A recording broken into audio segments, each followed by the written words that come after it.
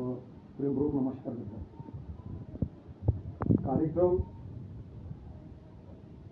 घेण्याचा म्हणजे एक उद्देश आहे आमचा. पहिले हा कार्यक्रम म्हणजे खूप म्हणजे याच्यात करायचा हे होतं, पण वेळेवर करण्यात आलेला आहे. काही आमचे शिवसैनिक येऊन गेलेले आहेत आणि मित्रांनो जे आहेत ते तटस्थ आणि खंबीर आणि तळाळीचे जे आपण इथं जे बसलेले शिवसैनिक आहेत ते खरोखरच उद्धव बाळासाहेब ठाकरेंच्या विचाराला मानणारे या ठिकाणी आपण आहोत. आपल्या सर्वांनाच माहिती आहे की आपल्या या पक्षातून जे काही लोक गेले आहेत, आता त्यांच्याविषयी काही करण्याची गोष्ट करण्याची काही हे नाही. जाऊ द्या, जे गेले ते गेले. जे आहेत ते खरे शिवसैनिक आहेत.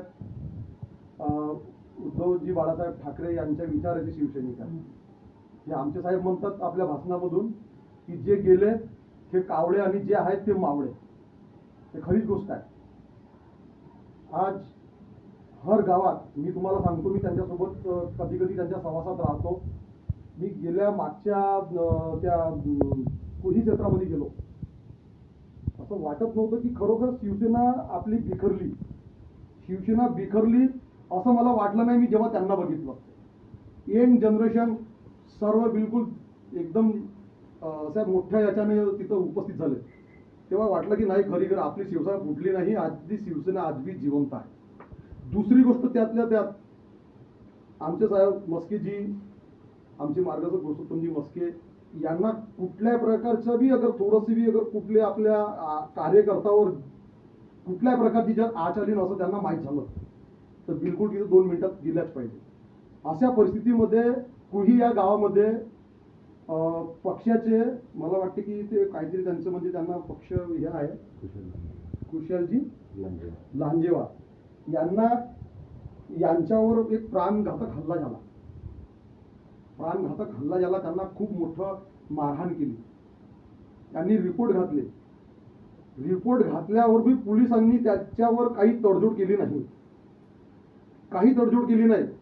आणि मग अखेरच्या वेळेस अशा परिस्थितीत जेव्हा आम्हाला साहेबांना जेव्हा खबर झाली तर साहेब आणि असे काही पदाधिकारी असे शिवसैनिक 50 ते 60-70 लोकांच्या याच्यामध्ये ताफेमध्ये आम्ही त्या ठिकाणी साहेबांनी तिथं धडक घातली. पोलीस स्टेशनवर त्या ठिकाणी पोलीस स्टेशनवर धडक घातली आणि त्यांची चांगली पडताळणी केली की 2 दिवसात अगर समजा त्या व्यक्तींना अगर तुम्ही अरेस्ट केलं नाही तर इथं आमची जे शिवसेनेची जे स्टाईल आहे त्या पद्धतीने आम्ही कार्य करू.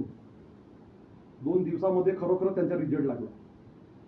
अशा पद्धतीनं या ठिकाणी कार्यप्रणाली या साहेबांच्या माध्यमातून जास्त दिवस नाही झाले. या साहेबांना जो पद मिळालं जास्त दिवस मला वाटते की महिना व्हायलेच असेल. त्या पद्धतीने त्यांचं धडाडीनं कार्य चालू आहे.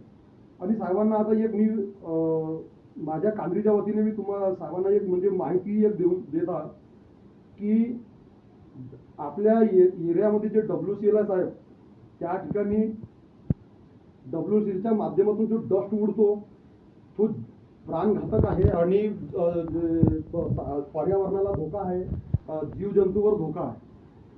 तर ते लोक WCLच्या माध्यमातून आपल्या गोरगरीब जनतेला, इतर लोकांना औषधीचा पुरवठा देत होते, पण त्यांनी आता बंद करून टाकलेली. दुसरी गोष्ट, आपल्या नेरीजवळ एक स्टील कंपनी आहे. मी त्यांची आज माहिती घेतली तर त्या ठिकाणी आपले मराठी लोक पुष्कळ कमी आहेत आणि जास्त करून ते प्राधान्य UP सायडरला देतात असं मी तिथं ऐकलं.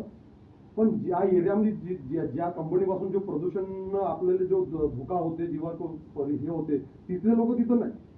भारतीय शिवसैनिक पोट भरतात. हे एक तिथं आपल्याला थोडंसं तुम्ही तिथं लक्ष घालायला पाहिजे असं मला वाटते.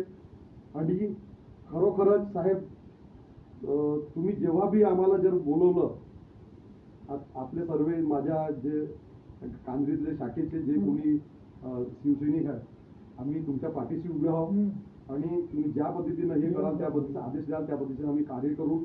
आपण आलात, आपलं मनापासून अभिनंदन. शब्द